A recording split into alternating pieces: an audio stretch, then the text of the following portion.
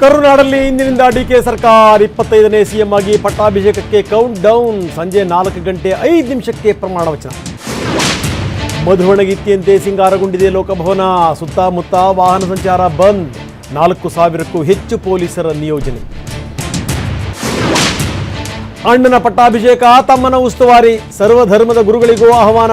ರಾಹುಲ್ ಸೇರಿದಂತೆ ನಾಯಕರು ಭಾಗಿ. Dedication. I don't tell it was not a dream. It was a dedication. Dedication with hard work. So it was a tough, troubling. ಬರೀ ಕನಸಲ್ಲ, ಪರಿಶ್ರಮದ ಸಮರ್ಪಣೆ. ರಾಜ್ಯದಲ್ಲಿ ನವಯುಗ ಜನರ ನಂಬಿಕೆ ಉಳಿಸ್ಕೊಳ್ತೀನಿ ಎಂದರು ಡಿಕೆ. ತಡರಾತ್ರಿ ಅಜ್ಜಯ್ಯನ ದರ್ಶನ ಪಡೆದ ಡಿಕೆ. ಮಧ್ಯರಾತ್ರಿ 2 ಗಂಟೆವರೆಗೂ ಪತ್ನಿಯೊಂದಿಗೆ ಪೂಜೆ. ಪ್ರಮಾಣ ವಚನ ಕುರಿತು ಶ್ರೀಗಳ ಜೊತೆ ಚರ್ಚೆ.